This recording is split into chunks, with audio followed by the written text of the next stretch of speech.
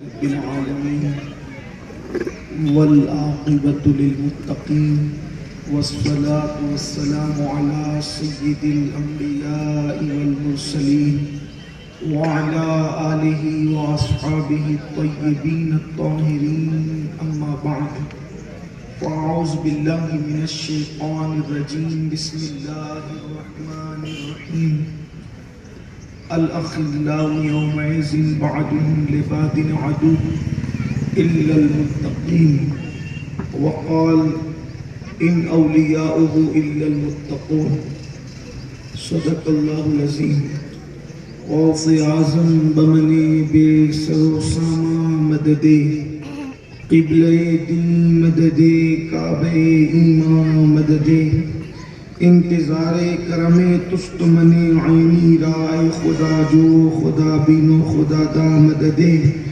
بگردہ بے بلا افتادہ کشتی ضعیفان و شکستہ رات و پشتی بحق کے خواجہ عثمان ہارون مدد کن یا معین الدین چشتی مدد کن یا معین الدین چشتی مدد کن یا معین الدین چشتی منبر پر رونق افروز ذوی الاحترام ذوی الاحتشام باصفا علماء کرام حاضرین محفل پردہ نشین عزت ماب ماؤ اور بہنوں السلام علیکم ورحمۃ اللہ وبرکاتہ۔ انتہائی احترام و عقیدت کے ساتھ اپنے اور ساری کائنات کی مرکز عقیدت انیس بے کساں چار ساز درد منداں ہم غریبوں کے غم گسار ہم فقیروں کی ثروت شہریار ارم تاجدار حرم نوبہار شفاعت شب اسرا کے دولہا نوشے بزم جنت دانائے سبل مولائے کل ختم الرسل خسرو خوباں سیاح لامکاں وجہ کل فکاں در اللہ المکنون سر اللہ المخزون عالم ما کانا وما یکون آب و گل انبیاء جان و دل اصفیاء مطلع ہر سعادت مقطع ہر سیادت خلاصہ کائنات فخر موجودات حضور احمد مجتبی محمد مصطفیٰ صلی اللہ علیہ وسلم ارواحنا فدا صلی اللہ تعالی علیہ وآلہ وصحبہ وبارک وسلم کی بارگاہ بے کس پناہ میں جس طریقے سے پڑھاؤں بلند آواز سے میرے ساتھ مل کر پڑھیں الصلاۃ والسلام علیک یا رسول اللہ الصلاۃ والسلام علیک یا نبی اللہ الصلاۃ والسلام علیک یا حبیب اللہ وعلی آلک واصحابک یا نور اللہ صلی اللہ تعالی علیہ وسلم۔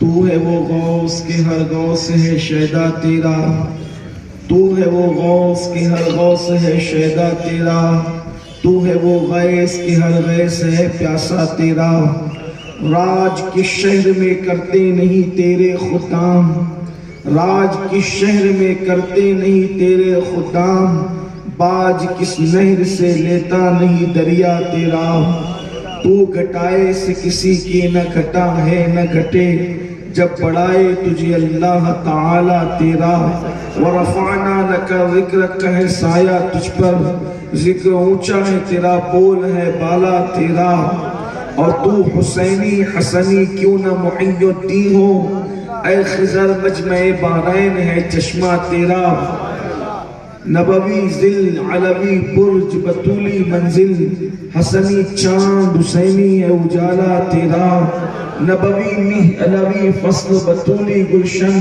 حسنی پھول حسینی ہے مہکنا تیرا اور کیوں نہ قاسموں کے تو ابن ابو القاسم ہے کیوں نہ قادروں کے مختار ہے بابا تیرا ابن زہرا کو مبارک و عروس قدرت ہم قادری پائیں تصدق میرے دولہا تیرا اور ہے رضا یوں نہ بلک تو نہیں جیت تو نہ ہو ہے رضا یوں نہ بلک تو نہیں جیت تو نہ ہو جید سید ہر دیر ہے مولا تیرا، جید سید ہر دیر ہے مولا تیرا۔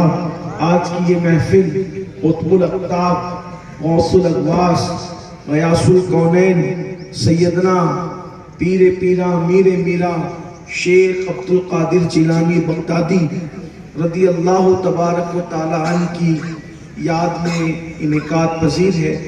اور ہمارے سلیم بھائی پٹیل، انہوں نے اپنے والد بزرگوار مرحوم و مغفور جناب یعقوب پٹیل صاحب کے ایصال ثواب کے لیے اس محفل کا انعقاد کیا۔ دعا کرتے ہیں اللہ مرحوم کی کروٹ کروٹ مغفرت فرمائے، اور تمام اہل ایمان جو دنیا سے رخصت ہوئے، ہمارے آپ کے جتنے رشتہ دار اقربا ہیں، اللہ تعالیٰ ان سب کی بے حساب مغفرت فرمائے، سب کو کروٹ کروٹ جنت کی بہاریں عطا فرمائے۔ آپ نے مجھ سے پیشتر مجھ سے بہت بڑے بڑے اہل علم، اہل دانش، اہل فکر کے بہترین خطابات سماعت فرمائے ہوں گے۔ تھوڑی دیر کے لیے آپ کی خدمت کے لیے ہم بھی حاضر ہیں، اور اللہ سے دعا کی جاتی ہے کہ اللہ ہم نے جن آیات کے مختلف حصوں کو پڑھا اس کے متعلق حق کہنے، اور آپ تمامی حضرات کو، خواتین کو اللہ حق سننے، حق بولنے، حق پر عمل کرنے کی توفیق عطا فرمائے۔ ہم جس دور میں جی رہے ہیں یہ دور فتنوں کا دور ہے، اور اس دور میں فتنے ایسے برس رہے ہیں کہ جیسے کالی رات میں جب سیاہ بادلوں سے آسمان سیاہ ہو جائے تو کیسے تیز کی بارش ہوتی ہے، ایسے ہر دن ہمیں نت نئے فتنوں کا سامنا ہے۔ آپ خود ہی دیکھ لیں، دیکھو فتنہ کہتے ہیں آزمائش کو، فتنے کا مطلب ہے اللہ کی طرف سے کی جانے والی آزمائش۔ تو یہ آزمائشوں کا دور ہے، قدم قدم پر فتنوں کا دور ہے، اور اسی دور کے لیے اللہ کے حبیب صلی اللہ علیہ وآلہ وسلم نے جو ہے وہ غیب کی خبریں دی تھی، اور آگے تو مزید اور فتنے بڑھتے ہی جائیں گے۔ اب فتنے کم نہیں ہوں گے، اب فتنے بڑھتے جائیں گے۔ لیکن ہر انسان یہ سوچے کہ جب فتنے اب کم نہیں ہوں گے، بڑھتے جائیں گے، تو جب بھی خطرات بڑھتے ہیں تو انسان کی احتیاط بڑھتی ہے۔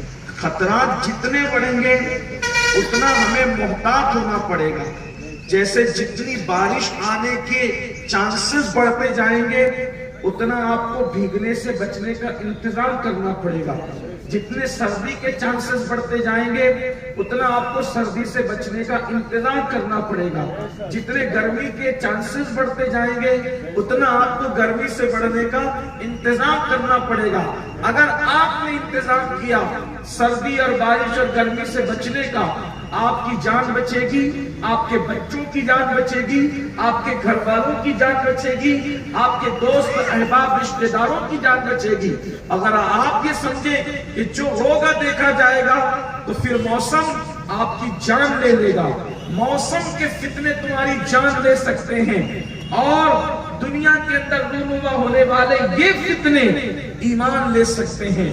اس لیے جو موسم کا انتظام کرے اس کی جان بچتی ہے، جو موسم میں محتاط رہے اس کی جان بچتی ہے، اور جو فتنوں میں محتاط رہے اس کا ایمان بچتا ہے، اس کا ایمان محفوظ رہتا ہے۔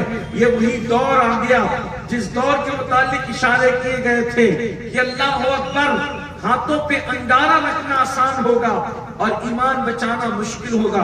صبح کو لوگ مومن ہوں گے، شام ہوتے ہوتے لوگ کافر ہوں گے۔ ایسے دور میں ہم جی رہے ہیں، ایسے حالات میں ہم جی رہے ہیں۔ احتیاط در احتیاط در احتیاط کی ضرورت ہے۔ میرے آقا علیہ الصلوۃ والتسلیم کے پیارے دیوانوں، جو آتا ہے قرآن کی آیت لے کر آتا ہے، آیت تو صحیح پڑھتا ہے، اس کا مفہوم غلط بیان کرتا ہے۔ جو آتا ہے حدیث رسول لے کر آتا ہے، حدیث تو صحیح پڑھتا ہے، اس کا مفہوم غلط بیان کرتا ہے۔ اور ہم ہیں کہ بھولی بھالی بھیڑوں کی طرح ان کے پیچھے جا رہے ہیں۔ انہی میں سے ایک عنوان ہے اولیاء اللہ کا عنوان۔ کچھ لوگ ایسے ہیں کہ جو ولی کو ماننے پر آئے، میرے اہل سنت بھائی بھی کچھ بہت زیادہ سدھرے ہوئے نہیں ہیں، میں ان کی بھی خبر لیتا رہتا ہوں، ان کو لوگوں کو برا بھی لگتا ہے، اس لیے کہ ایک ہی طرف کی بات کرنا اچھا نہیں، جہاں غلطی ہوگی اپنا ہو یا بیگانہ بات تو کرنی پڑے گی، انصاف یہی ہے۔ بس فرق اتنا ہے کہ اوروں میں عقیدے کی کمیاں ہیں اور میری جماعت میں بہت سارے عوام بھائیوں میں، خواص میں نہیں۔ الحمدللہ ہماری جماعت کے خواص تو آج بھی ایسے باعمل ہے کہ دوسری جماعتوں میں اس کا تصور نہیں ہو سکتا، بلکہ ہم تو چیلنج کرتے ہیں کہ اگر 72 فرقوں میں کسی جماعت میں کوئی ایک بندہ ایسا دکھا دو جس نے 40 سال تک کے عشاء کے وضو سے فجر کی نماز پڑھی ہو، تو لوگ نہیں دکھا سکتے۔ 40 سال تو اپنی جگہ، کسی نے 4 سال بھی فجر کی نماز عشاء کے وضو سے نہ پڑھی ہوگی، لیکن یہ میری جماعت اہل سنت و جماعت ہے الحمدللہ، جہاں ایسی ہستیاں موجود ہے۔ لیکن ہمارے عمل کی کمی آ گئی ہے، تو ہمارے یہاں معاملہ یہ ہے کہ ہمارے اہل سنت بھائیوں میں اولیاء اللہ کو ہم مانتے ہیں، جو ماننے پر آئے تو گجڑیوں کو بھی ولی مان لیا، چرسیوں کو بھی ولی مان لیا، ڈھونگیوں کو بھی ولی مان لیا، اور جن کا تعلق ولایت سے دور کا بھی نہیں تھا ان کو ولی مان لیا، اور جو انکار کرنے پر آئے یعنی دوسرے لوگ، دوسرے مکتبہ فکر کے لوگ، اگر ان میں سے کوئی یہاں موجود ہے، میں اس سے کہتا ہوں کہ آپ برا مانتے ہوئے نہ سنیں، بلکہ چونکہ ایک دائی کی حیثیت سے میری عادت چڑھانا نہیں، میری عادت کسی کا مذاق اڑانا نہیں، ایک داعیہ دین کی حیثیت سے، اللہ کی طرف بلانے والے کی حیثیت سے میں آپ کو اپنی گفتگو سمجھانے کی کوشش کرنا چاہتا ہوں۔ دیکھو ہمارے بھائیوں نے ماننا تو ماننے پر آئے تو اتنے دلیر ہوئے کہ جو ولی نہیں تھا اس کو بھی ولی ماننے لگ گئے، اور جو انکار کرنے پر آئے یعنی دوسرے مکتبہ فکر کے لوگ، تو وہ ایسے انکار کرے کہ انہوں نے غوث خواجہ کی ولایت کا بھی انکار کیا، حتیٰ کہ انہوں نے مولا کائنات کی ولایت کا بھی انکار کیا، کتنے وہ دلیر ہو گئے۔ لیکن الحمدللہ اہل سنت کا مسلک اعتدال والا مسلک ہے، ہم ولیوں کو مانتے ہیں، اور الحمدللہ آج کل سے نہیں مانتے اور آج کل تک نہیں مانیں گے، ہم ہمیشہ سے مانتے ہیں۔ ہماری جماعت کا یہ وتیرہ رہا ہے کہ روز اول سے ہماری جماعت نے ولیوں کو مانا ہے، اور الحمدللہ انشاءاللہ آخری تک مانتے رہیں گے، اس لیے کہ شروع دن سے ہمارے یہاں ولی موجود ہے اور آخری دن تک ہمارے یہاں ولی موجود رہیں گے، بلکہ یہ خوش نصیب جماعت ہے، یہ وہ ملت اہل سنت ہے کہ اسی کے اندر ولی موجود ہے، اور باقی کسی دوسرے فرقے میں آپ کو ولی کا تصور نہیں مل سکتا۔ اور جگہ آپ کو شیخ الحدیث تو مل سکتے ہیں، اور جگہ آپ کو مقرر خطیب ادیب تو مل سکتے ہیں، لیکن آپ کو اور جگہ ولی نہیں ملیں گے۔ شیخ عبد القادر جیلانی جیسا ولی اگر ملے گا تو وہ اہل سنت و جماعت میں ملے گا، معین الدین اجمیری جیسا ولی ملے گا تو آپ کو اہل سنت و جماعت میں ملے گا۔ اس لیے ہم اولیاء اللہ کو مانتے ہیں، لیکن کیوں مانتے؟ ایک سوال ہوتا ہے آج کل کے دنیاوی پڑھے لکھے لوگوں کی طرف سے، ایک سوال ہوتا ہے کہ یار جب اللہ ہے تو اللہ کے ہوتے ہوئے ولیوں کی ہمیں ضرورت کیا ہے، اور یہ ہمیں کیا کام آ سکتے ہیں؟ ایک بات سوال تو ہے کہ جب اللہ ہے تو اللہ کے سوا کسی اور کو ماننے کی کیا ضرورت ہے؟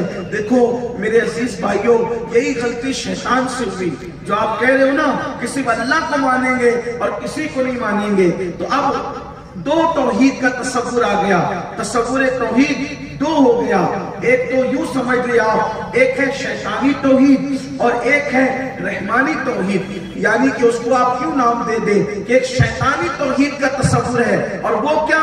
وہ تصور یہ تھا میں صرف تجھی کو مانوں گا اور تیرے آگے جھکوں گا، اور باقی نہ کسی کو مانوں گا نہ کسی کے آگے جھکوں گا۔ لیکن جبریل اور دوسرے ملائکہ نے کہا ہم تجھے بھی مانیں گے اور تو جس کو منوائے گا اس کو بھی مانیں گے، اور ہم تیری بارگاہ میں بھی جھکیں گے، اور تو جس کے آگے جھکائے گا ہم اس کے آگے جھکیں گے۔ اگر آج آدم کے قدموں میں جھکا رہا ہے تو آدم کے قدموں میں بھی سر رکھیں گے، اور کل شب معراج اگر محمد کے طلبے چومنے کے لیے کہے گا تو جا کر کے ان کے قدموں میں بھی سر رکھیں گے۔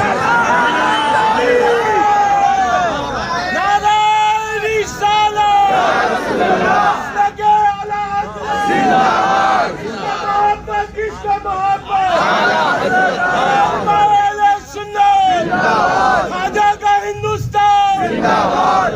اب بات تو توحید ہی کی ہے. اب آپ مجھے یہ بتائیں کہ اللہ کو پسند کون سی آئی؟ جو اللہ کو پسند ہے وہی بات کامیاب ہوگی, اسی پہ عمل کرنا کامیاب ہوگا. اس نے کہا تھا صرف تجھی کو مانوں گا اور تیرے آگے جھکوں گا. اور ان لوگوں نے کہا جو بڑی جماعت تھی, دیکھو حق کو ماننے والی ہمیشہ بڑی جماعت ہے, اور بڑی جماعت ہی کو سواد اعظم کہتے ہیں. تو اس نے کہا صرف تجھے مانوں گا تیرے آگے جھکوں گا. اللہ نے کہا نکل جا.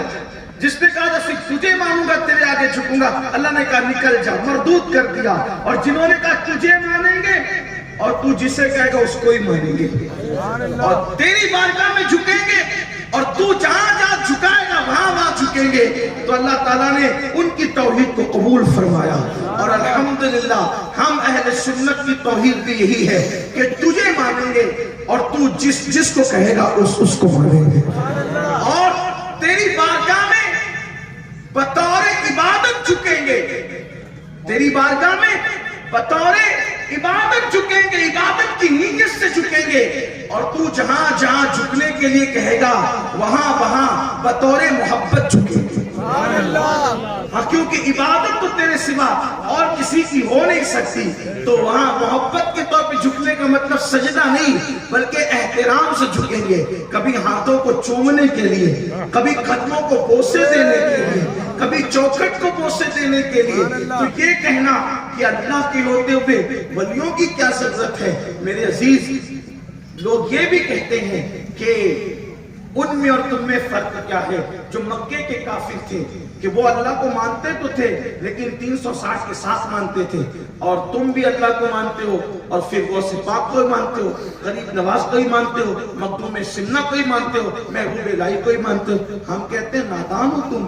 وہ تو خدا مانتے تھے 360 کو, ہم خدا نہیں مانتے, ہم خدا نہیں مانتے. بلکہ دیکھیے فرق کیا سمجھنے کی ضرورت ہے.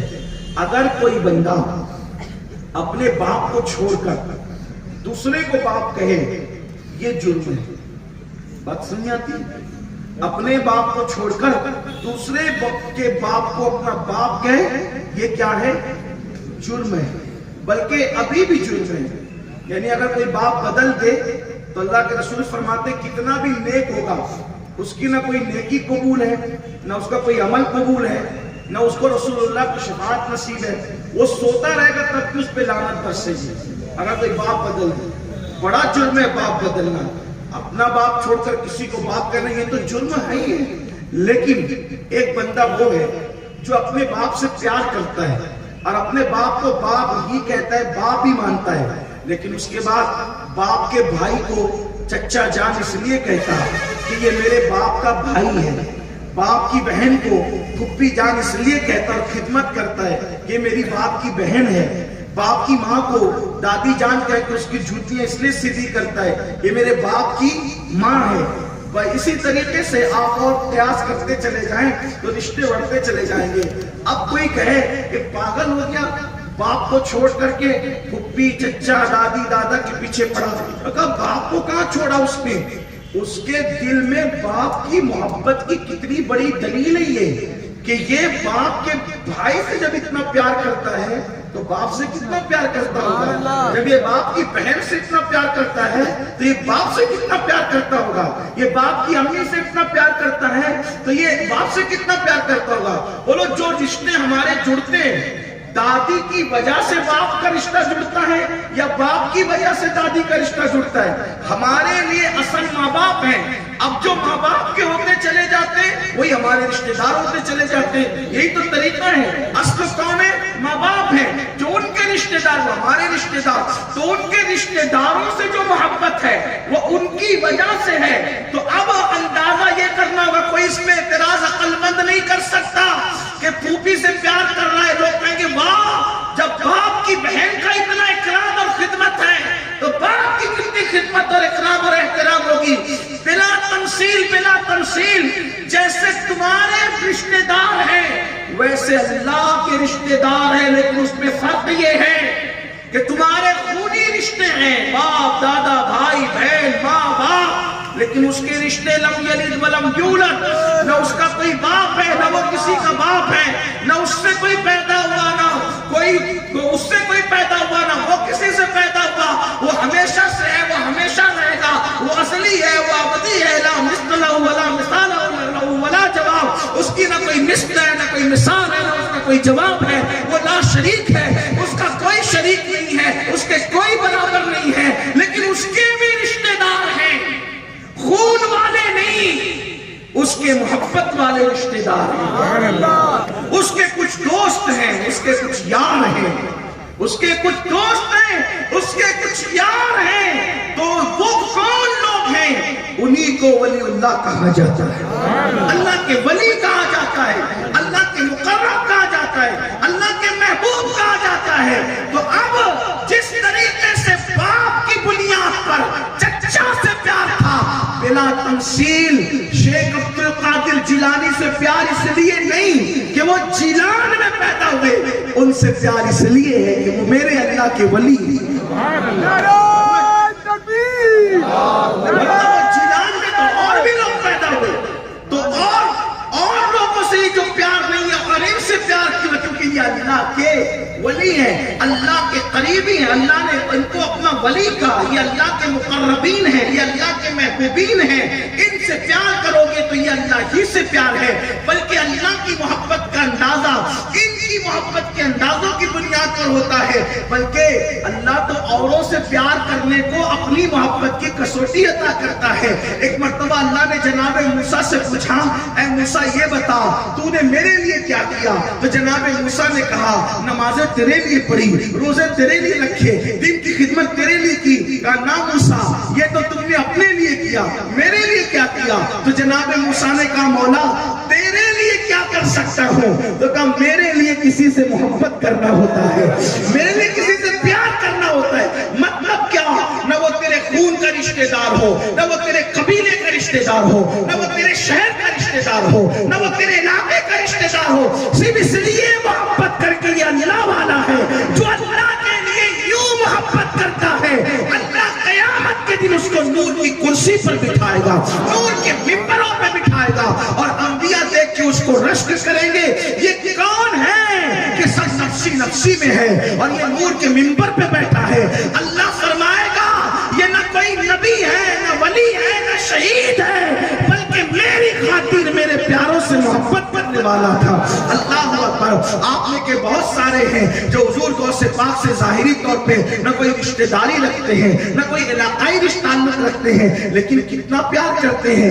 ایک دن میں دادا کا جتنی بار نام نہیں لیتے اتنی مرتبہ شیخ عبد القادر جیلانی میرے غوث کا نام لیتے ہیں۔ تو لوگ کہتے ہیں کہ بھئی یہ کیا، چلے ٹھیک ہے مان لیا، ولیوں کو ماننا چاہیے، تو یہ کیا کام آئیں گے اور یہ کون سی مدد کریں گے؟ آئیے اب آپ کو بتاؤں میرے آقا علیہ السلام کے پیارے دیوانوں، بات دیکھو قرآن و سنت کی جا رہی ہے اور اسی کی جائے گی۔ لوگ کہتے ہیں کہ یہ کیا کام آئیں گے، یہ تو مر چکے ہیں اور یہ تو مر گئے ہیں۔ اللہ اکبر۔ میرے آقا علیہ السلام کے دیوانوں، اور حدیث کے نام پہ ہمیں یوں بھی دھوکہ دیا جاتا ہے، کہتے ہیں دیکھو قرآن میں اللہ نے فرمایا کہ یہ تو اپنے ناک میں بیٹھی بھی مکھی نہیں ہٹا سکتے، یہ نہ کسی کے نفع کے مالک نہ نقصان کے۔ اور قرآن میں آیت ہے بالکل اس کا انکار، قرآن نے کہا کہ یہ اپنی ناک پہ بیٹھی بھی مکھی نہیں ہٹا سکتے، نہ یہ نفع کے مالک ہے نہ نقصان کے مالک۔ اب پڑھ دیا آیت جلسے میں، پورے جلسے میں لوگ کنفیوز ہو گئے کہ یار قرآن کی آیت ہے، مسلمان قرآن سنے انکار تو کر نہیں سکتا، لیکن جہالت ہے نا اس وجہ سے لوگ پریشان ہوتے ہیں۔ اللہ نے فرمایا توجہ کرنا میرے نوجوان کہ یہ اپنی ناک میں بیٹھی مکھی نہیں ہٹا سکتا، نہ یہ نفع کے مالک ہے نہ نقصان کے مالک ہے۔ اب میں آپ سے پوچھتا ہوں جب مکے میں یہ آیت نازل ہو رہی تھی تو مکے میں کون سے ولی کا مزار تھا جس کے خلاف یہ آیت نازل ہو رہی تھی؟ مجھے وہ ولی کا نام بتاؤ جس کے بارے میں قرآن کہہ رہا ہے کہ یہ اپنی ناک میں بیٹھی مکھی نہیں ہٹا سکتے۔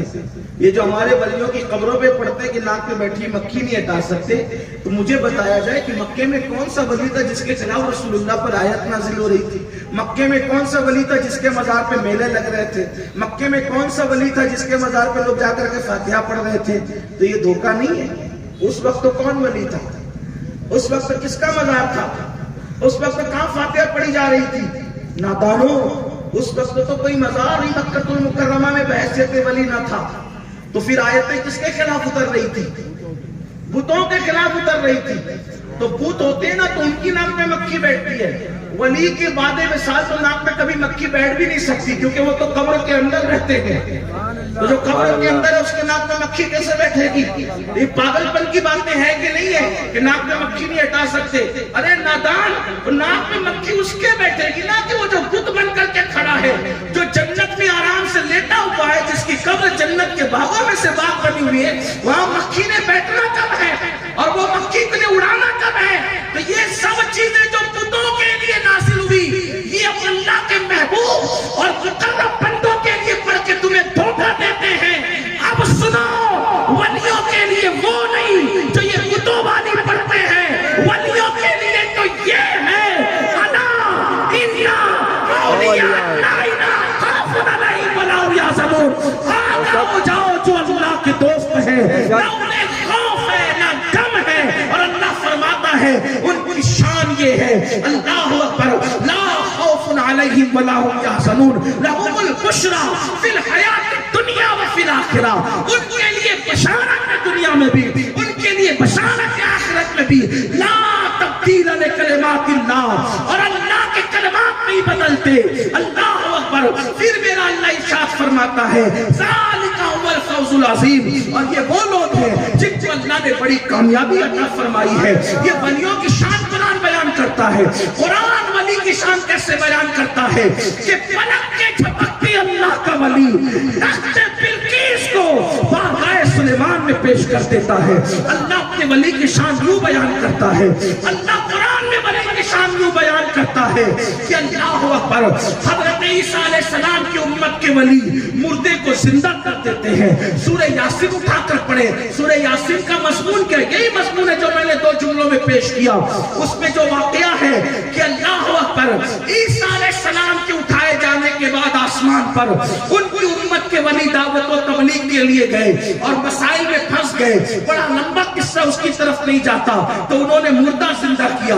لیکن حدیث میں آیا ہے، توجہ کرنا، حدیث میں آیا ہے کہ جناب عیسیٰ علیہ السلام کی امت کے وہ ولی جس وقت مردے کو زندہ کر رہے تھے تو عیسیٰ علیہ السلام اللہ سے کہہ رہے تھے مولا میرے پیاروں کی عزت کا سوال ہے، جب یہ قید زندہ ہو جائے تو اس کو زندہ ہو جانا چاہیے، تو وہ زندہ ہو گیا مردہ۔ تو جب حضرت عیسیٰ کی امت کا ولی کہتا ہے گنبد زندہ، تو سفارش کے لیے عیسیٰ کھڑے ہوتے ہیں، اور جب محمد رسول اللہ کا امتی کہتا ہے گنبد زندہ، تو سفارش کے لیے محمد رسول اللہ کھڑے ہوتے ہیں۔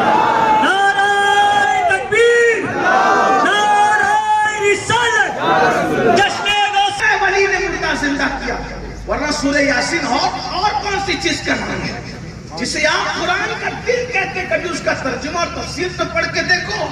صادق، صدوق اور شعور کی داستان کیا ہے، ذرا اس کی طرف جا کر کے دیکھو تو پتا چلے کہ قرآن نے بتایا کہ ولیوں نے مردہ زندہ کیا، قرآن نے بتایا ولی نے تخت بلقیس پلک کے جھپکنے سے پہلے لا کے رکھا۔ لوگ کہتے ہیں آپ یہاں بیٹھ کر ایم پی میں بیٹھ کے کہتے ہو یا غوث المدد، وہ تو بغداد میں ہیں، چلے مان لیا مدد بھی کریں گے تو تمہاری گلی کا پتہ بھی تو دو، تمہارے شہر کا پتہ بھی تو دو، تمہارے قصبے کا پتہ بھی تو دو۔ ہم نے کہا کہ تو ولی کو سمجھا ہی نہیں۔ جب سلیمان علیہ السلام نے کہا کہ تخت بلقیس لا کے رکھو تو کیا ملتا ہے قرآن میں کہ حضرت آصف بن برقیہ نے کہا ایڈریس دیجئے، پتا دیجئے، گلی کوچے بتا دیجئے۔ ارے جو اللہ کا ولی ہوتا ہے، جو خدا کو جان لیتا ہے، پہچان لیتا ہے، پھر کائنات اس کے سامنے دسترخوان کی طرح سمیٹ کر رکھ دی جاتی ہے، تو پھر اس کو گلی کوچوں کے پتوں کی ضرورت نہیں ہوتی۔ اللہ اکبر، وہ 2 قدم میں عرش پہ جانے کی حیثیت رکھتا ہے۔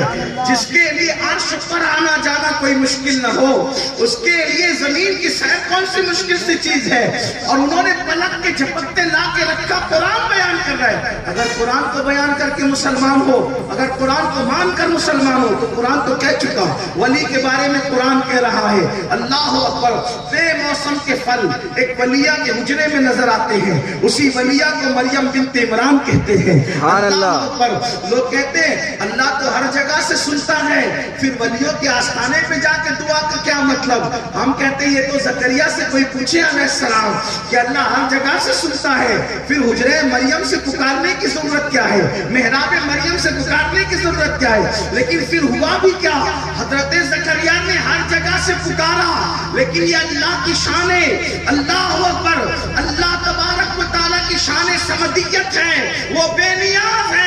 جواب نہ آیا، لیکن جب ولی کی محراب سے پکارا تو ولی کی عظمت کو بتانے کے لیے جواب بھی آیا، اور پھر بیٹے کی بشارت بھی آئی، اور بتایا گیا جہاں سے پکارتے ہم سنتے ہیں، لیکن دوست کے دروازے سے پکارتے ہو تو جلدی سے ختم ہوتا ہے۔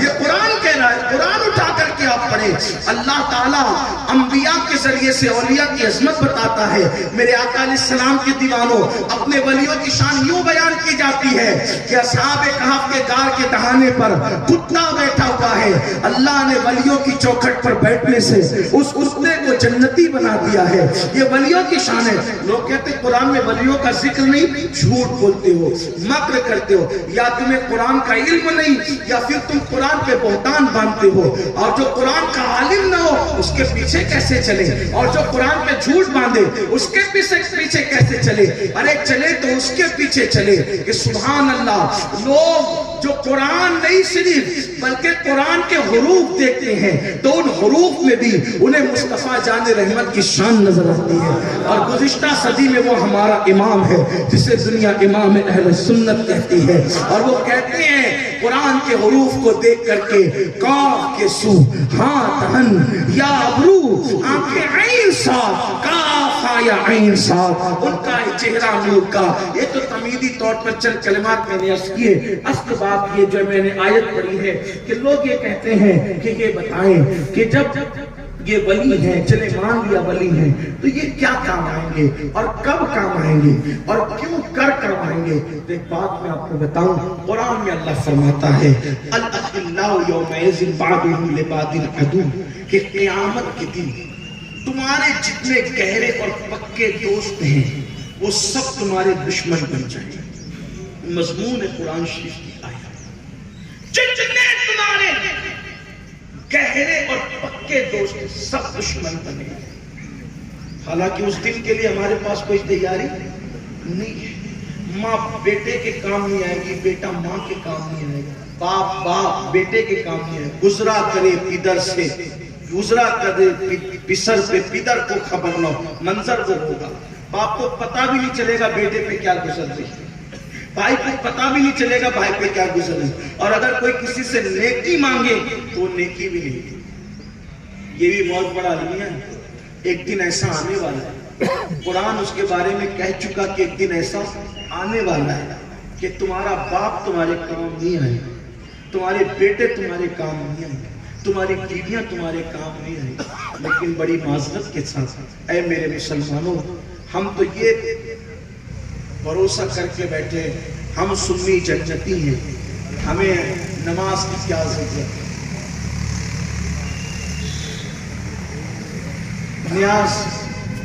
نیاز جو ہے وہ 40 من کی ہم پکا سکتے ہیں، لیکن 10 منٹ کا ٹائم نماز کے لیے نہیں نکال سکتے۔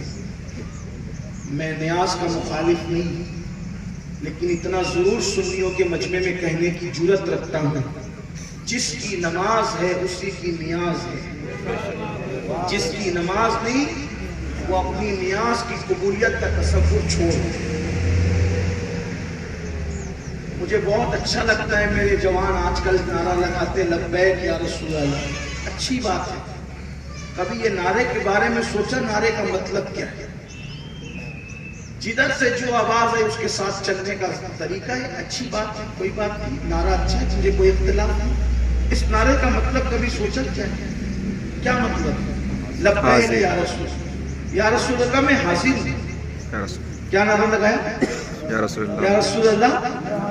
ایسا نعرہ لگایا کہ آواز بیٹھ گئی، گونج گیا نعرہ۔ اور فجر میں حضور کی طرف سے مقرر کیا ہوا منادی کہہ رہا ہے अस्सलातु खैरुम मिनन नौम, नींद से नमाज बेहतर है। हैया अला सलाह, आओ नमाज की तरफ। जलसे में कहता है या रसूल अल्लाह मैं हाजिर हूँ, और फजर में गैर हाजिर है। अल्लाह जलसे में कह रहा है मैं हाजिर हूँ, रसूलुल्लाह की तरफ से आवाज आती है दाढ़ी रख, वहां गैर हाजिर है। जलसे में कह रहा है मैं हाजिर हूँ, रसूलुल्लाह की तरफ से आवाज आती है हराम छोड़, हलाल की तरफ आ, वहां गैर हाजिर है। तो क्या नारा लगाने वाले आशिक़ रसूल हो? अल्लाहु अकबर। और सिर्फ नारे ही जरिए निजात है। जो काम फज्र की नमाज बिस्तर में छोड़े, इन उलमा से पूछो, अल्लाह के रसूल ने फरमाया मैं उनसे बेजार हूं, हुजूर उनसे नाराज है, बेजार है, अल्लाह उनसे बेजार है, अंबिया उनसे बेजार है। मस्जिदें वीरान कर दी, जलसों में हजारों की भीड़ है। यकीन जाने मेरा अल्लाह जानता है, जलसों में हजारों की भीड़ देख के मैं शुक्र तो अदा करता हूं, लेकिन मुझे खुशी नहीं होती। मुझे खुशी उस दिन होगी जिस दिन जितनी भीड़ मेरी कौम जलसों में करती है, उतनी भीड़ अल्लाह के घर में भी करती है। हम सुन्नत के लिए जमा होते, हम अमल के लिए कब जमा होते? हम आज गौस पाक का नारा लगाते हैं और गौस पाक कहते हैं कि बेनमाजी मरे उसे मुसलमान के कब्रिस्तान में दफन मत करो। एक वक्त वो आने वाला है मेरे जवान, ऐ मेरे भाई, कि तेरी माँ तेरे काम नहीं आएगी, तेरा बाप तेरे काम नहीं आएगा, तेरा भाई तेरे काम नहीं आएगा। कुरान कहता है जितने तेरे दोस्त हैं वो सब तेरे दुश्मन बन जाएंगे। अल्लाह कोई तो काम आएगा, कौन काम आएगा? क़यामत में कोई काम आएगा? ऐसा नहीं कि सब काम नहीं आएंगे। कुरान ने कहा, कुरान की आयत कह रही है, और अब कुरान की आयत क्या करेंगे? ये सब तेरे दुश्मन हो जाएंगे। जो आज तेरा हाथ पकड़ पकड़ कर तुझे फिल्मों में ले जाते हैं, जो आज तेरा हाथ पकड़ पकड़ कर तुझे शराब के अड्डों पे ले जाते हैं, जो आज तुझे जुमे का आदी बनाते हैं, तुझे तीख में ला करके गुनाहों पर उकसाते हैं, तुझे बुराइयों पे उकसाते हैं, नमाज की औकात में तेरा हाथ पकड़कर तुझे कहीं और लेकर चले जाते हैं, और मेरे भाई तू उनके साथ चला जाता है। इन दोस्तों के बारे में कुरान कह रहा है ये हकीकत में दोस्त नहीं है, ये तो दुश्मन ही है, लेकिन क़यामत के दिन ये तो तेरे पक्के दोस्त जो हैं वो दुश्मन बन जाएंगे। काम कौन आएगा? इल्लल मुत्तकीन। क़यामत के दिन जो काम आने वाले लोग हैं वो मुत्तकी लोग हैं, वो परहेजगार लोग हैं। कुरान से पूछे, ऐ कुरान और खोल दे, ये मुत्तकी लोग कौन है, इनका नाम क्या है? तो कुरान कहता है इन औलियाउहु इल्लल मुत्तकून, कि जो मुत्तकी लोग हैं वही तो अल्लाह के वली हैं। यानी क़यामत के दिन अल्लाह का वली काम आएगा। अब मुझे बताओ, जो वली क़यामत के दिन अल्लाह के अज़ाब से बचा सकता है अल्लाह के इज़्न से, जो वली क़यामत के दिन अल्लाह के अज़ाब से बचा सकता है अल्लाह के इज़्न से, तो जो क़यामत के अज़ाब से बचा ले वो दुनिया की मुसीबत से क्यों नहीं बचा सकता? इसलिए अपना रिश्ता औलिया अल्लाह से जोड़ो। और जब आम वली बचा सकता है, जब आम वली बचा सकता है, तो जो आम वली नहीं बल्कि वलियों का वली हो, कुतुबों का कुतुब हो, अक़ताब का अक़ताब हो, अक़वास का अक़वास हो, शेख़ शयूख हो, अल्लाह की हुज्जत हो, अल्लाह का राज हो, अल्लाह की निशानी हो, अल्लाह का महबूब हो, अल्लाह के महबूब का भी महबूब हो, उसे दुनिया शेख अब्दुल कादिर जिलानी गौसे आज़म के नाम से जानती है। अरे जब मुत्तकी बचा सकते हैं तो जो मुत्तकियों का इमाम है, मेरे इमाम कहते हैं गौसे आज़म सिर्फ मुत्तकी नहीं है बल्कि मुत्तकियों का इमाम है। फरमाते गौसे आज़म इमाम मुत्तका अन्नुका जलवे शान कुदरत पे लाखों सलाम। तो अपनी निस्बतें उन लोगों से जोड़ी जाए जो अल्लाह के वली हैं, और बिलखुसूस सरकार गौसे पाक से, शेख अब्दुल कादिर जिलानी से हुजूर गौसे पाक फरमाते हैं जो मुझसे मोहब्बत करने लगता है, गौस पाक फरमाते हैं जो मुझसे मोहब्बत करने کرنے لگتا ہے اس کی عزت میری عزت ہو جاتی ہے، اس کو میں کبھی ذلیل نہیں ہونے دیتا، اس کے دشمنوں سے میں خود لڑا کرتا ہوں۔ دیکھو غوث پاک سے محبت کا صلہ کیا ہے، فرماتے ہیں جو غوث پاک سے محبت کرے گا کبھی ذلیل نہیں ہوگا، فرماتے اس کی عزت میری عزت ہو جاتی ہے، میں اس کو ذلیل نہیں ہونے دیتا، اس کی عزت کی حفاظت کرتا ہوں، اس کے دشمن سے میں خود لڑتا ہوں۔ اسی لیے خود فرماتے ہیں مریدی لا تخف واشف فانی اصوب قاتل عند القتال، میرے مرید گھبرانا نہیں کیونکہ تیرا پیر دشمنوں کو قتل کرنے والا ہے۔ سرکار غوث پاک فرماتے ہیں جو مجھ سے محبت کرنے لگتا ہے، جو میرا ہو جاتا ہے، حضور غوث پاک فرماتے ہیں پھر اس کو اگر ٹھوکر لگتی ہے تو اور وہ گرنے لگتا ہے تو میں اس کو بچا لیا کرتا ہوں۔ غوث پاک فرماتے ہیں رضی اللہ تعالیٰ وہ لڑکھڑاتا ہے تو اس کو بچا لیتا ہوں، فرماتے ہیں اس کا سطر کھلنے والا ہو اور وہ مجھے پکارے تو میں اس کی سطر پوشی بھی کر دیا کرتا ہوں۔ اور غوث پاک کی خصوصیت ہے کائنات ولایت میں اللہ نے ان کو تقدیر بدلنے کا اختیار بھی عطا فرمایا، وہ تقدیر بھی بدلتے ہیں۔ اسی لیے میرے امام کہتے ہیں میری تقدیر بری ہو تو بھلی کر دیتے ہیں، محو اس بات کے دفتر پہ کروڑا تیرا۔ اللہ اکبر۔ آپ کہیں گے کیا کوئی تقدیر بھی بدل سکتا ہے؟ تقدیر کا تعلق تو لوح سے ہے، تقدیر کا تعلق تو قلم سے ہے۔ میں نے کہا نادان، صرف یہ مولوی نہیں کہہ رہا ہے بلکہ جرمنی کی خاک چھاننے والا اقبال بھی کہہ رہا ہے، وہ کہتے کہ محمد سے وفا شرط کیا ہے؟ اللہ کے رسول سے وفا کی، محمد سے وفا تو نے تو ہم تیرے ہیں، ہم تیرے ہیں، کی محمد سے وفا تو نے تو ہم تیرے ہیں، یہ جہاں چیز ہے کیا لوح و قلم تیرے ہیں۔ میرے محبوب سے وفا کر، میرے حبیب سے وفا کر، تو خدا فرما رہا ہے گویا کہ ہم بھی تیرے۔ اگر محبوب سے وفا، اور یہ وفا والے لوگ، ارے کیسی وفا والے جن کے بیان میں خود مصطفیٰ جان رحمت تشریف لے جائیں، جن کی حوصلہ افزائی کے لیے مصطفیٰ جان رحمت تشریف لے جائیں۔ اللہ اکبر۔ جن کو اللہ نے دلوں کے حال پر مطلع فرمایا، جن کو اللہ نے کشف عطا کیا۔ غوث پاک کے لیے امام یافعی فرماتے ہیں کہ غوث پاک کی کرامتیں ایسے ظاہر ہوتی تھی جیسے بارش برستی ہے۔ آپ کروٹ لیتے تھے تو کرامت کا ظہور ہوتا تھا، آپ کھانا کھاتے تھے تو کرامت کا ظہور ہوتا تھا۔ حضور غوث پاک بہت بڑے ولی ہیں۔ حضور غوث پاک فرماتے ہیں اللہ اکبر کہ اللہ تبارک و تعالیٰ نے مجھے اختیار دیا کہ میں تقدیر بھی بدل سکتا ہوں، قضائے مبرم شبی جو ہے میں بدل دیا کرتا ہوں۔ یہ شبی کی قید جو وہ ہمارے محتاطین علماء جو وہ عوام کو سمجھانے کے لیے لگاتے ہیں، لیکن حضور سرکار غوث پاک رضی اللہ تعالیٰ نے جو وہ قضائے مبرم فرمایا، لیکن چونکہ ہمارے علماء اس کی تشریح کے ساتھ، اس کی ترجمانی کے ساتھ بیان کرتے ہیں اور فرماتے ہیں کہ میں تقدیر بھی بدل دیتا ہوں۔ اور اس سلسلے میں کئی ایک واقعات ہے اور آپ کو حیرت ہوگی، سرکار غوث پاک وہ ہیں کہ اللہ اکبر اگر مسلمان ان سے پیار کرے تو ان کا فیض مسلمانوں پر بھی جاری ہوتا ہے، اور اگر کوئی مسلمان نہ ہو اور ان سے دل لگا لے تو دنیا میں اس پر بھی غوث پاک کا فیضان جاری ہوتا ہے۔ میرے پیارے آقا علیہ الصلوۃ والتصدیق کے پیارے دیوانوں،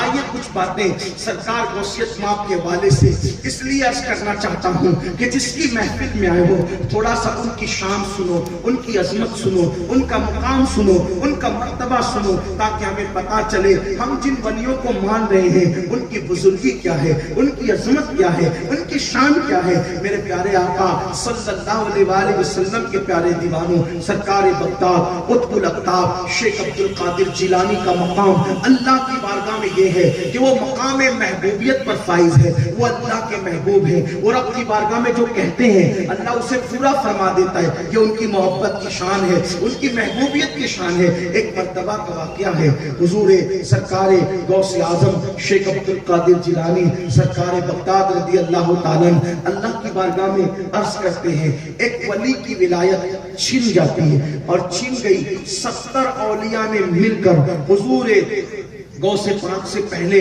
اس ولی کے لیے دعا کی کہ اللہ اس کی ولایت کو واپس کر دے، تو اس وقت تو جواب آیا کہ اس سے اتنے ناراض ہیں کہ واپس نہ کریں گے۔ لوگوں نے کہا جاؤ شیخ عبد القادر جیلانی کی چوکھٹ پہ جاؤ، ان کی بارگاہ میں جاؤ، ان کے آستانے پہ حاضری دو، اللہ ان کی سنتا ہے۔ وہاں پہنچے وہ شخص جو ولی تھے اور ان کی ولایت چھن گئی تھی، تو غوث پاک نے عرض کی مولا ان کی ولایت کو واپس کر دے۔ جواب آیا عبد القادر میرے بندے، میں نے 70 اولیاء نے مل کر دعا کی، جب ان کی بات پر ولایت واپس نہ کی تو تیرے ایک کی بات پر کر دوں؟ تو عرض کرتے مولا جب تو نے میری دعا کو قبول نہ کرنا تھا تو تو نے مجھے دعا کی توفیق کیوں عطا فرمائی؟ جب تو نے دعا کی توفیق دی مولا تو پھر قبول بھی کر لے۔ سبحان اللہ، تیری یہی ادا تو ہمیں بڑی پیاری ہے، سبحان اللہ، سبحان اللہ، ہمیں بہت پسند ہے، سبحان اللہ۔ اس کی ولایت بھی واپس کرتے ہیں اور آج کے بعد تمہیں اختیار دیتے ہیں، تم جس کو چاہو ولایت عطا کر دو۔ سبحان اللہ، سبحان اللہ، چاہے ولایت کو چھین لو۔ اسی لیے حضور غوث پاک کا مقام ولایت دینا بھی ہے اور سلب الاحوال یعنی ولایت کو سلب کر لینا، ولایت کو چھین لینا بھی ہے۔ سرکار بطار قطب الاقطاب حضور غوث پاک رضی اللہ تعالیٰ ایک شخص جو ہے سرکار غوث پاک کے شہر میں آئے اور سوچا کہ کیا اس شہر میں میرے جیسا ولی رہتا ہے؟ اتنے سوچنے پہ غوث پاک نے اس کی ولایت چھین، صرف اتنا سوچنے پہ۔ ہمارے بزرگوں نے صوفیہ نے لکھا ہے آج کے دور میں بھی غوث پاک کو جب 900 سال قبر انور میں جانے کو ہو گئے، قبر انور میں جانے کو 900 سال ہو گئے، آج بھی اگر کوئی ولی بغداد معلیٰ جائے اور بغداد شریف جا کر بلا وجہ غوث پاک کے مزار پہ حاضری نہ دے تو بھی اس کی ولایت چھین جاتی ہے۔ اگر وہ ولی ہے تو اس کو غوث پاک کے آستانے پر جانا، اگر اس کے پاس وقت ہے، حالات ہے، اس کے لیے جانا ضروری ہے۔ اگر وہ غرور کی وجہ سے، گھمنڈ کی وجہ سے بلا وجہ نہ جائے، اللہ اس کی ولایت کو چھین، ولایت کو سلب کر لے۔ یہ سرکار غوث پاک شیخ عبد القادر جیلانی کا مقام۔ ایک مرید آپ کی بارگاہ میں آیا اور آنے کے بعد عرض کیا حضور میرے والد کا انتقال ہو گیا اور میرے والد نے مجھے خواب میں بتایا کہ وہ اللہ کے عذاب میں گرفتار ہے، اور اس نے کہا کہ آپ کے پیر سے جا کر میری سفارش کرنا کہ کیا کیا جائے، آپ دعا کریں۔ تو سرکار غوث پاک نے گردن جھکائی اور فرمایا کیا تیرا باپ میرے مریدوں میں تھا؟ پہلا سوال، تیرا باپ میرے مریدوں میں تھا؟ نہیں حضور آپ کے مریدوں میں نہیں تھا۔ فرمایا کیا کبھی میری محفل میں آتا تھا؟ حضور وہ آپ کی محفل میں بھی کبھی نہیں آیا۔ فرمایا کیا وہ مجھ سے محبت کرتا تھا؟ جی ہاں حضور وہ آپ سے محبت کرتا تھا۔ آپ نے گردن جھکائی، فرمایا جا۔ دوسرے دن وہ آیا، کہتا حضور میرے باپ کو آج میں نے جنت میں دیکھا۔ وجہ صرف محبت غوث پاک، حضور غوث پاک رضی اللہ تعالیٰ نے کی محبت، اس محبت کی بنیاد پر اللہ تبارک و تعالیٰ نے اس شخص کو بخش دیا۔ نہ کبھی غوث پاک کی محفل میں آیا، نہ غوث پاک سے مرید ہوا، صرف غوث پاک سے محبت کرتا تھا، غوث پاک سے پیار کرتا تھا۔ اللہ اکبر، یہ سرکار غوث پاک رضی اللہ تعالیٰ کی شان۔ اور جس نے سرکار غوث پاک سے عداوت کی، نفرت کی، حضور غوث پاک کی توہین کی، غوث پاک فرماتے ہیں جو مجھ سے یا میری آل سے نفرت کرتا ہے میں اس کی 7 پشتوں کو تباہ کرتا ہوں، میں اس کی 7 پشتوں کو تباہ کرتا ہوں۔ فرمایا چنانچہ جب میں کسی بات کا اعلان کروں تو تم میری بات کی تصدیق کیا کرو، جب میں کوئی بات کہوں میری بات کو مانا کرو۔ حضور غوث پاک شیخ عبد القادر جیلانی اللہ کے اولیاء میں سے وہ ولی کا نام ہے جن کو اللہ نے مقام محبوبیت پر فائز فرمایا ہے۔ فرماتے ہیں جب میں بھوکا ہوتا ہوں تو وہ مجھے قسم دے کر کہتا ہے عبد القادر تجھے میری قسمیں کھا لے، اور جب میں پیاسا ہوتا ہوں تو مجھے اپنی قسم دے کر کہتا ہے عبد القادر تجھے میری قسمیں پی لے۔ میرے امام کہتے ہیں قسمیں دے دے کے کھلاتا ہے پلاتا ہے تجھے پیارا اللہ تیرا، چاہنے والا تیرا۔ فرماتے ہیں جو مجھ سے محبت محبت کرتا ہے اس پر میرا سایہ ایسے ہوتا ہے جیسے آسمان کا سایہ زمین پر ہوتا ہے. اللہ اکبر. کتنا سستا سودا ہے. ہم لوگ آج ہیرو سے محبت کی طرف جائیں, فلموں سے محبت کی طرف جائیں, ہم ولیوں کی محبت کی طرف گوائیں. جب میں لوگوں سے یہ کہتا ہوں کہ ولیوں کی محبت کی طرف گوائیں گے تو میرے دوست مجھے بٹھا کر سمجھاتے ہیں کہ سنی سے بڑھ کر ولی سے محبت کون کرتا ہے. تو میں ان سے یہ کہنے لگتا ہوں کہ سنی جوان ولی سے محبت کا دعویٰ کرنے, لیکن کیا وہ محبت کر رہے ہیں؟ غوث پاک کا قول سنو, پہلے قول سمجھو. آپ کے لیے, اہل منبر کے لیے کوئی نئی بات نہیں, لیکن آپ کے لیے غوث پاک کہتے ہیں جو مجھ سے محبت کرے گا اس پر میرا سایہ ایسے جیسے آسمان کا سایہ زمین پر. جو مجھ سے محبت کرے گا میں اس کو گرنے نہیں دوں گا. جو مجھ سے محبت کرتا ہے میں اس کو ذلیل ہونے نہیں دوں گا. جو مجھ سے محبت کرتا ہے میں اس پر آنے والی مصیبتوں کو آنے سے پہلے ٹال دیا کرتا ہوں. جو مجھ سے محبت کرے گا مرنے سے پہلے وہ توبہ کرے گا. اب آپ سے پوچھتا ہوں کہ کیا ہمیں ٹھوکریں نہیں لگ رہی ہیں؟ کیا ہم مصیبتوں میں نہیں ہیں؟ کیا ہم تکالیف میں نہیں ہیں؟ کیا ہم مسائل میں نہیں ہیں؟ آپ کہیں گے ہے, بلکہ ہمارے مرشد حضور اچھے میاں مہروی کہتے ہیں غلام غوث اعظم بے کس و مستر نمی مانا. غلام غوث اعظم بے کس و مستر نمی مانن, اگر مانن شبے مانن شبے دیگر نمی مانن. اگر غوث پاک کا جو غلام مرید ہے وہ کبھی پریشان نہیں ہوتا, اور اگر وہ کبھی پریشان ہوگا بھی تو ایک رات کے لیے ہوگا, اس کے بعد کبھی پریشان نہیں ہوگا. اب آپ سے پوچھتا ہوں کیا ہر رات ہماری پریشانیاں نہیں؟ بستروں پہ کروٹیں بدل رہے ہیں, نیند نہیں آتی سکون کی, بچیوں کو اچھے رشتے نہیں, بچے نافرمانی کر کے ہمارے دلوں کو چھلنی کر رہے ہیں. یہ گھر گھر کی کہانیاں ہیں. بچے ماں باپ کے نافرمان, بچے ماں باپ کے فرما بردار نہیں, میاں بیوی میں حجتیاں, میاں بیوی میں جھگڑے, فساد, طلاق تک کی نوبت. یہ ہمارے گھر جہنم کدے کیوں بن گئے؟ جبکہ غوث پاک کہتے جو مجھ سے محبت کرے گا اس کا گھر تو رشک جنت ہوگا, تو یہ جہنم کدا کیوں ہے؟ تو غوث پاک کا فرمان تو سچا ہے, کیونکہ میں تصدیق کرتا ہوں. ہم نے اپنے امام کو دیکھا کہ وہ غوث پاک کا قول لکھتے ہیں, نیچے تصدیق کرتے ہیں میرے مرشد, میرے نبی کے شہزادے, میرے نبی کے سچے بیٹے, تم سچے ہو, ہم تمہاری تصدیق کرتے ہیں. انکار کون کرے؟ تباہی ہوگی, بربادی ہوگی. ایسا مٹے گا کہ مر کے بھی چین سے سوتا نہیں مارا تیرا. غوث پاک نے جو کہا سچ ہے. تو مطلب یہ ہے کہ محبت میں کہیں نہ کہیں ہم سے چوک ہو رہی ہے. ہم ہیرو سے محبت کر رہے ہیں, ہم فلموں سے محبت کر رہے ہیں, ہم گانوں سے محبت کر رہے ہیں, ہم غزلوں سے محبت کر رہے ہیں, ہم کرکٹروں سے محبت کر رہے ہیں, ہم اولیاء اللہ سے محبت نہیں کر رہے. آپ کہیں گے اگر محبت نہ ہوتی تو غوث پاک کے نام پہ یہاں کیوں آتے؟ بالکل سلام ہے. محبت کا ایک طریقہ ہے. محبت نہ ہوتی تو اجمیر شریف کیوں جاتے؟ محبت نہ ہوتی تو عرس کیوں کرتے؟ محبت نہ ہوتی تو نیازیں کیوں کرتے؟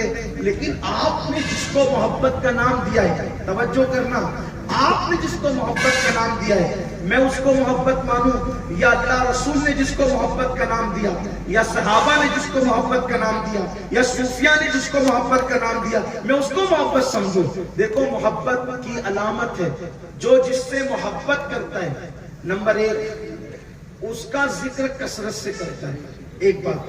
دوسرا اس کی اداؤں کو اپنی زندگی میں اپناتا ہے. یہ ہے محبت. دل محبت میں دھڑکنے والا وہی سچا ہے جو محبوب کی اداؤں کو اپنی زندگی میں شامل کر لے. اب غوث پاک ایک وقت کی نماز بھی زندگی میں نہیں چھوٹی, اور ہم جمعہ کی 2 رکعت کے علاوہ نہیں آتے. کون سی محبت؟ سرکار غوث پاک کے چہرے پہ خوبصورت داڑھی تھی, ہم داڑھی رکھنے میں ڈرتے ہیں, بلکہ جب لوگوں کو کہو داڑھی رکھ لو تو کہیں گے مولانا ابھی تھوڑا سا وقت دے دو. کس مولانا میں جرأت ہے جو آپ کو وقت دے گا؟ کس مولانا میں جرأت ہے جو آپ کو وقت دے گا؟ اس کی اپنی آخرت کی تباہی کے لیے آپ کو وقت دے گا. قدرت جس چیز کا حکم دے دے کسی کو اختیار نہیں کہ اس معاملے کو ڈیلے کرے. آپ تو مہلت دے اور وقت دے بھی کیسے سکتے ہیں؟ اس لیے کہ اگر ایک دن کا وقت دیا یہاں تو ایک پل کا بھروسہ نہیں. اگر اسی حالت میں مر گیا تو کیا؟ جب لوگوں کو کہا جائے چہرے پہ سنت مصطفیٰ سجاؤ، یہود و نصارہ کی طرح چہرے نہ بناؤ، مشرکین کی طرح چہرے نہ بناؤ، انگریزوں کی طرح چہرے نہ بناؤ، ان چہروں سے رسول اللہ کو نفرت ہے. آقا نے فرمایا میں ان چہروں کو دیکھنا بھی پسند نہیں کرتا. تو لوگ کہتے ہیں مولانا ابھی نوکری کر رہا ہوں، ابھی بزنس کر رہا ہوں، ابھی یہ کر رہا ہوں، ابھی وہ کر رہا ہوں، جب بوڑھا ہو جاؤں گا، سارے کام سے فارغ ہو جاؤں گا، اس کے بعد رکھ لوں گا. میں آپ سے پوچھنا چاہتا ہوں میری قوم کے جوانوں، یقیناً بڑھاپے میں داڑھی رکھ لینا، لیکن آج لکھ کر کے دے دو کہ تمہیں بڑھاپا آئے گا بھی. کس وجہ سے یہ کہتے ہو کہ تمہیں بڑھاپا آئے گا؟ کس بنیاد پر یہ سوچ کے بیٹھے ہو کہ تمہیں بڑھاپا آئے گا؟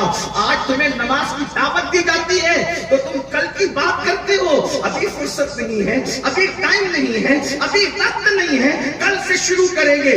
بتاؤ کسی کی زندگی میں کل کب آیا ہے؟ آؤ اسلامی حلیہ بنا لو، اسلامی رنگ میں رنگ جاؤ، اسلامی سانچے میں ڈھل جاؤ. تو کل کی بات کرتے ہو. چھوڑ دو گناہوں کو، چھوڑ دو آوارگی کو، چھوڑ دو عیاشیوں کو، تو توبہ کل پر ڈالتے ہو. یاد رکھنا آج کی توبہ آسان ہے، کل توبہ مشکل ہوگی. کل توبہ کیوں مشکل ہوگی؟ امام المتکلمین علامہ نقی علی خان رحمت اللہ علیہ نے بہت خوبصورت بات کہی ہے. آج ایک گناہ کیا ہے اس لیے دل پر سختی ایک گناہ کی ہے، ایک گناہ کی دل پر سختی ہے، توبہ کرنا آسان ہے. کل ایک گناہ پھر ہوگا، دو گناہوں کی سختی ہوگی، جلدی سے دل توبہ کی طرف مائل نہیں ہوگا. پھر تین گناہوں کی سختی اور سیاہی دل پہ پڑ جائے گی، دل اور سخت ہو جائے گا، طبیعت توبہ کی طرف مائل نہیں ہوگی. آج پلٹنا آسان اس لیے کہ منزل سے جو دور چلا جائے اس کو منزل پر آنے میں وقت زیادہ لگتا ہے، پھر وہ آ بھی نہیں پاتا. لیکن اگر کوئی ایک قدم کے فاصلے سے دور ہو گیا ہو وہ جتنی جلدی پلٹے گا اپنی منزل پر آ جائے گا.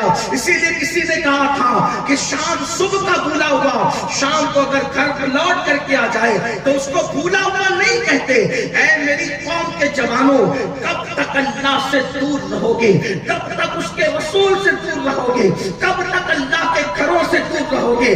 اولیاء اللہ کی محبت کا دعویٰ اور اللہ کے گھروں سے دوری، اولیاء اللہ کی محبت کا دعویٰ اور سجدوں سے دوری، اولیاء اللہ کی محبت کا دعویٰ اور جرائم کے اندر ڈوب چکے ہو. نہیں، اپنی آپ کو دھوکہ دے رہے ہو. بڑی معذرت کے ساتھ کل آنکھیں بند ہوگی موت کی وجہ سے تو کہیں غوث پاک دامن جھٹک کر یہ نہ کہہ دے او دھوکے باز، تو میرے نانا کی شریعت کے ساتھ کھلواڑ کرتا تھا اور چاہتا ہے کہ میں تیرا دامن، میں اپنا دامن تیرے ہاتھ میں دے دوں، اپنا ہاتھ تیرے ہاتھ میں لے لوں. نہیں، سرکار غوث پاک شریعت کے معاملے میں بڑے سخت ہیں، انہوں نے کسی کی رعایت نہ کی. آپ یہ نہ سمجھے ایک پلیٹ بریانی آپ حضور غوث پاک کو اپنا بنا لیں گے، غوث پاک کو اپنا بنا لینا یا غوث پاک کا خود کا بن جانا یہ ایک پلیٹ بریانی پر نہیں ہو سکتا. میرے جملے تلخ لگے تو مجھے اپنا خادم سمجھ کر معاف کر دینا، لیکن یاد رکھنا غوث پاک کی اپنائیت ایک پلیٹ بریانی کی بنیاد پر نہیں ہے. وہ بڑا غیرت مند مرشد ہے. ارے نادان، جب تو گلی کے فقیر کو ایک پلیٹ بریانی پر اپنا نہیں بنا پاتا تو وہ اللہ و رسول کے محبوب کو، محبوب سبحانی کو تو چاہتا ہے کہ ایک پلیٹ بریانی پر تو اپنا بنا لے. نہیں، بڑی معذرت کے ساتھ سنیو، بہت اپنے آپ کو دھوکے میں رکھے ہوئے ہو. جب تک خدا کی چوکھٹ کو آباد نہیں کرو گے غوث پاک کے دامن کے قریب بھی تم نہیں جا سکتے. جب تک کے گناہوں کو نہیں چھوڑو گے غوث پاک کا قرب نصیب نہیں ہو سکتا. ہم اپنے آپ کو دھوکہ دے رہے ہیں. مجھے بتاؤ، جس دل میں زنا کی محبت ہوگی، جس دل میں شراب کی محبت ہوگی، جس دل میں جوے کی محبت ہوگی، جس دل میں گناہوں کی محبت ہوگی، اس دل میں غوث پاک کی محبت کیسے بیٹھ سکتی ہے؟ غوث پاک نے تو بتا دیا کہ غوث پاک کی محبت آئی، گناہوں کا چھٹی ہو گئی، گناہ دل سے نکل گئے. کیا تمہیں نہیں پتا؟ مشہور واقعہ بتانے کی ضرورت نہیں، صرف اشارہ دے رہا ہوں. چور چوری کرنے کے لیے بغداد کی گلی گلی گھومتا رہا، کسی گھر میں چوری کرنے میں کامیاب نہ ہوا، تھک ہار کر جنگل میں جا کر کے بیٹھ گیا. سرکار غوث پاک اکیلے جا رہے تھے، غوث پاک نے قیمتی جبہ پہن رکھا تھا، سوچا کوئی نہیں ملا تو شیخ مل گئے، اکیلے جا رہے ہیں. پورا بغداد میرے مرشد کو پہچانتا تھا. غوث پاک کے سکے تھے، غوث پاک کے سکے چلتے تھے، غوث پاک کی عظمتوں کے ترانے گنگنائے جاتے تھے. ولایت کی کائنات میں غوث اعظم ایسے ہیں، شرق سے لے کے غرب تک، شمال سے لے کے جنوب تک ان کی عظمت کے ڈنکے بجتے ہیں. بلکہ یہ کہہ دوں فرش سے لے کے عرش تک میرے گوشت کی دھومیں مچی ہوئی ہے. سرکار غوث پاک کو ہے. وہ چور جانتا تھا غوث پاک کو.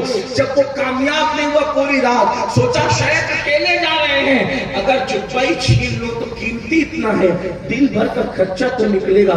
پیچھے سے دبے پیر گیا، جبہ پکڑا. غوث پاک نے آسمان کی طرف دیکھ کے کہا مولا لاج رکھ لے. عبد القادر کا دامن پکڑا ہے، لاج رکھ لے. سبحان اللہ بس سبحان اللہ اتنا سبحان اللہ سبحان اللہ. اس نے توبہ کے لیے ہاتھ بڑھا دیا. سبحان اللہ اسی وقت توبہ کی اور قطبیت کا مقام پا سبحان گیا. اللہ. اب میں کیا کہوں آپ کو؟ وہ چوری کی نیت سے دامن پکڑتا ہے اور قطب بن جاتا ہے، حق. اور آپ مرید ہونے کی نیت سے دامن پکڑتے اور نمازی نہیں بن پاتے. اللہ اکبر. کیا ہو رہا ہے؟ حق ہے. اپنا نقصان کر رہے ہو. جن پہ نمازیں فرض نہیں وہ تو نمازوں کی دعوت دینے گھر گھر آ رہے ہیں، اور جن پر نمازیں فرض ہیں ان کی مسجدیں ویران ہیں. لوگ کہتے ہیں سنیوں کی مسجد چھن جاتی ہے. میں کہا کیوں نہ چھنے گی؟ ویران گھر میں تو کتے بھی آ کر کے بیٹھنے لگتے ہیں. جب تم اللہ کے گھر کو ویران کرو گے تو دوسرے نہ آئیں گے قبضہ کرنے. دوسروں کی محنتوں کو اتنا دخل نہیں ہے جتنا سنیوں کی سستی کو دخل ہے. ہم نے عشق کے دعوے کیے، کام کتنا کیا؟ ہم نے عشق کے دعوے کی وقت کتنا نکالا؟ ارے جسے عشق ہوتا ہے اس کو تو محبوب کے سوا کوئی نظر ہی نہیں آتا. وہ تو محبوب کے لیے وقت کیا جان دینے کی بات کرتا ہے. مجھے تکلیف اس بات کی ہے کہ میری سنی جوان پورے ہندوستان میں 80% ہے. اگر یہ قوم نمازی بن گئی تو ہر مسجد میں فجر کا سما ہوگا، لیکن آتے نہیں. کیوں؟ بڑی معذرت کے ساتھ انہیں یہ پتا چل گیا ہے کہ غوث پاک کا دامن پکڑا، اب نماز پڑھو کہ نہیں پڑھو. رمضان شریف میں گٹکا کھاتے دن بھر میں پھرو یا سگریٹ پیو یا حقہ پیو، جنت تو ہماری کنفرم ہے. مگر یاد رکھنا یہ دھوکہ ہے، دھوکہ. جو ایسی بات کرتا ہے ایسی بات کرتا ہے، اس کی باتوں میں اب یہ بات ہو گئی کہ اب وہ شیطان کا کام خود کر رہا ہے. یہ میں نہیں کہہ رہا ہوں، علامہ نقی علی خان نے اپنی کتاب میں لکھا کہ جب قوم غافل ہو جائے تو پھر فضائل کی روایت پڑھنے والا پڑھے تو شیطان کا کام ہی ختم ہو جائے. سلا سو رہے ہیں، فجر میں کوئی سو رہا ہے تو ہماری طرف سے یہ کہا جا رہا ہے کہ اس کو اللہ نے سلایا. واہ، کیا قوم کی چاپلوسی کا تم نے طریقہ نکالا. جس کو رسول اللہ کہے کہ میں اس سے بیزار ہوں، آپ کے اللہ نے سلایا. اللہ کے سلانے والی روایت موجود ہے، مجھے انکار نہیں، لیکن سلایا کس کو اللہ نے، کھلایا کس کو اللہ نے؟ جو روزے سے تھا بھول کے کھایا اس کو اللہ نے کھلایا. جس نے گٹکے کی وجہ سے کبھی روزہ ہی نہیں رکھا اس کو اللہ نے کہا کھلایا رمضان شریف میں. وہ تو اپنی نفسانیت کا شکار ہوا. اور جو فجر کا عادی ہو، فجر کا پابند ہو اور اس نیت کے ساتھ سوئے کہ مجھے فجر میں اٹھ کر وہ نیت سچی ہو، پھر آنکھ نہ کھلے.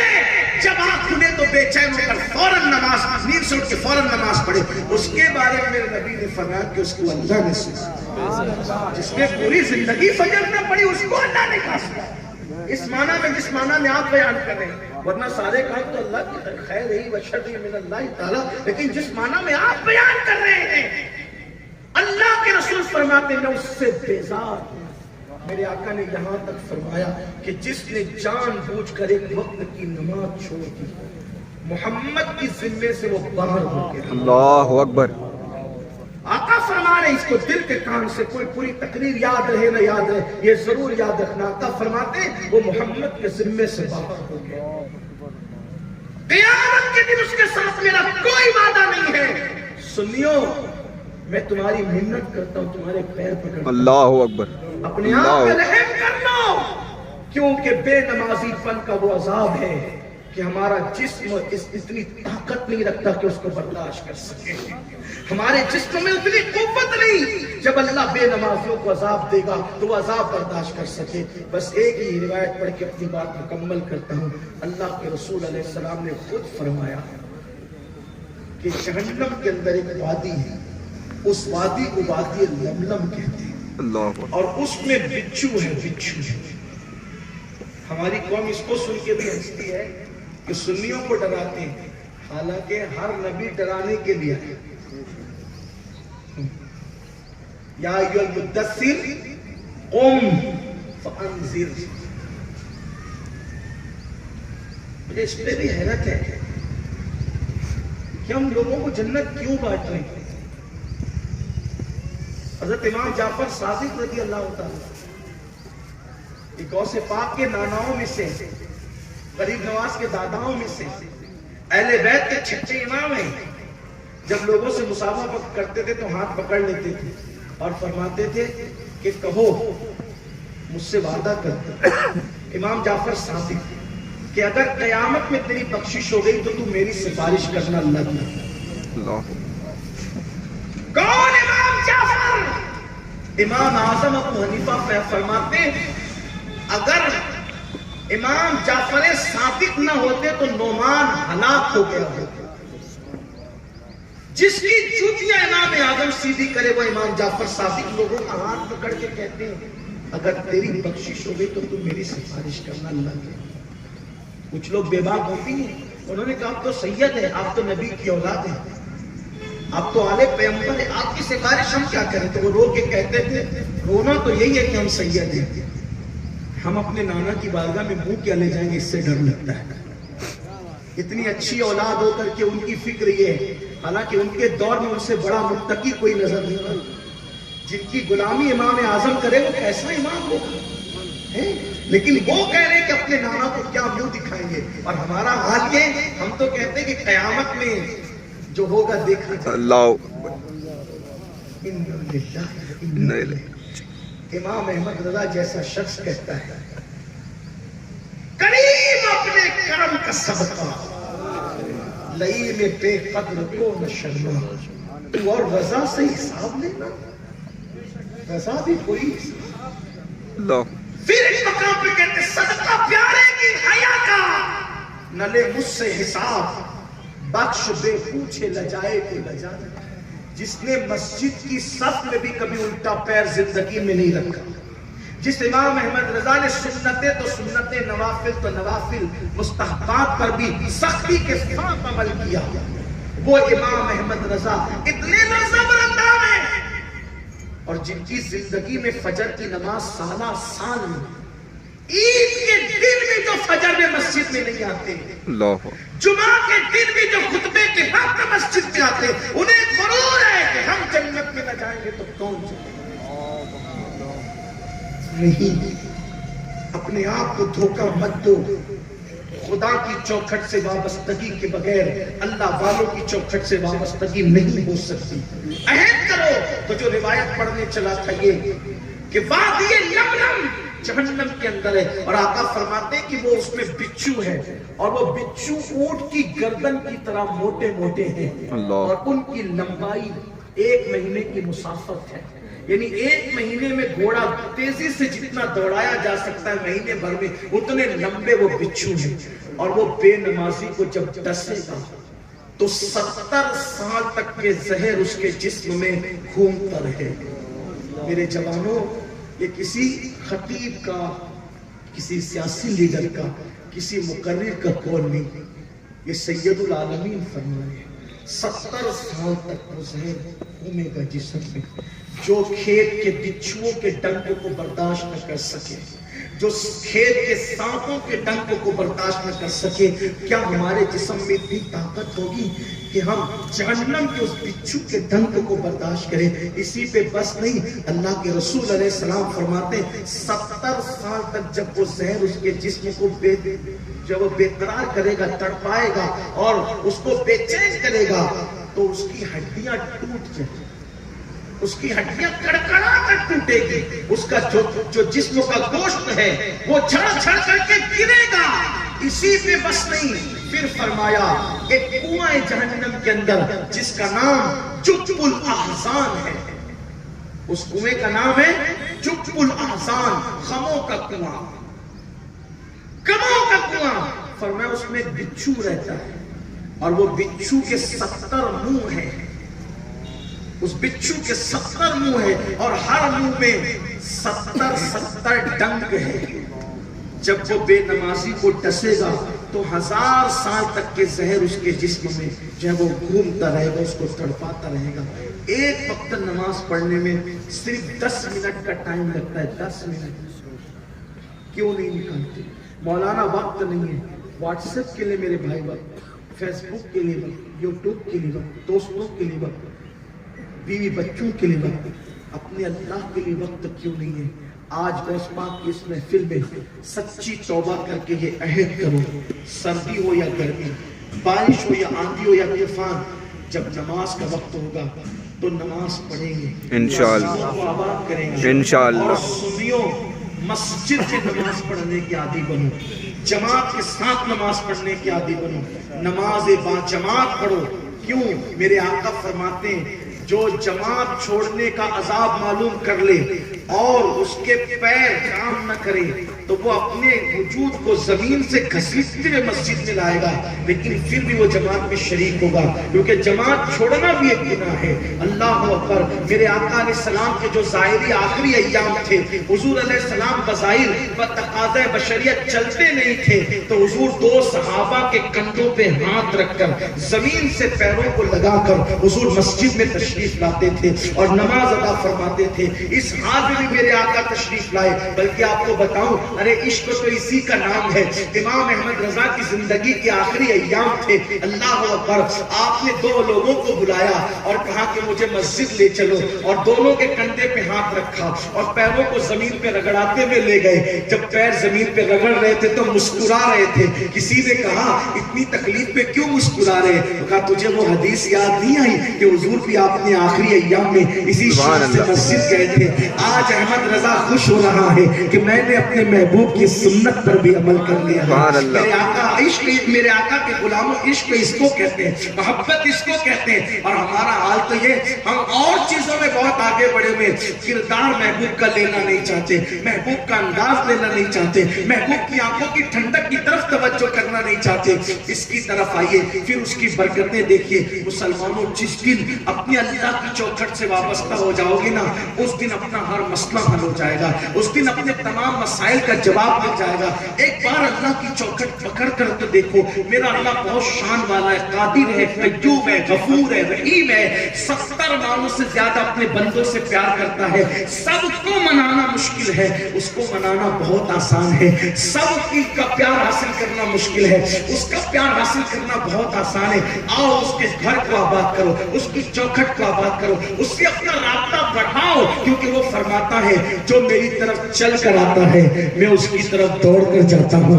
علماء متعدد اس کے بارے میں یوں ترجمانی کرتے ہیں، جو میری طرف چل کر آتا ہے میری رحمتیں اس کی طرف دوڑ کر جاتی ہے۔ آؤ نا اپنے اللہ کے گھر کی طرف دوڑو، اپنے اللہ کے کرم کی طرف استغفار کرو، توبہ کرو۔